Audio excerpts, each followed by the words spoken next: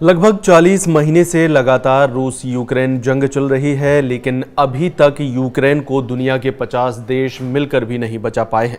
पिछले 24 घंटे में रूस की सेना ने अपनी घातक मिसाइलों और ड्रोन से इतने प्रचंड हमले किए हैं कि यूक्रेन के करीब 30 शहर जल रहे हैं। देखा जाए तो 3.5 साल की जंग में पुतिन ने यूक्रेन को रौंद कर रख दिया है।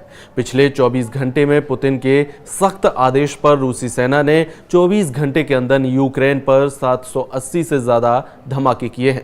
दावा किया जा रहा है कि रूस ने बैलिस्टिक मिसाइलों, शाहिद ड्रोन और क्रूज मिसाइलों से यूक्रेनी शहरों पर कयामती हमले किए हैं। रूस ने हवाई और जमीनी दोनों हमलों को काफी तेज कर दिया है। वॉर एक्सपर्ट के मुताबिक सीज फायर वार्ता बेनतीजा निकलने के बाद से यूक्रेन पर रूस ने 40% से ज्यादा हमले अब किए हैं।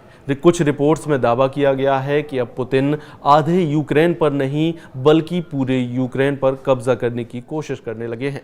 यूएन के मुताबिक 3.5 साल की जंग में 30 लाख यूक्रेनी अपने ही देश में दूसरे ठिकानों पर जा चुके, जबकि 60 लाख से ज़्यादा यूक्रेनी विदेशों में शरण लिए हुए हैं। इधर पुतिन ने अमेरिका और यूक्रेन को साफ कह दिया है कि अगर सीज फायर चाहते हो तो यूक्रेन के कम से कम 5 प्रांत रूस के हवाले कर दो। हम आपको बता दें कि रूस ने इन इलाकों पर हमले तेज कर दिए हैं जिन पर वो कब्जा करना चाहता है।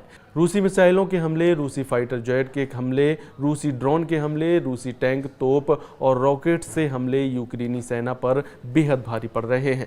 जब से अमेरिका ने यूक्रेन से दूरी बनाई है उसके बाद से यूक्रेन का एयर डिफेंस सिस्टम बेहद कमजोर साबित हुआ है। रूसी सेना आसानी से यूक्रेनी सेना को मार रही है। एक मोर्चे पर 300 से 400 से ज्यादा सैनिक मार जा चुके हैं। पिछले 4 दिनों से जो तस्वीरें सामने आ रही हैं वो बेहद भयानक हैं।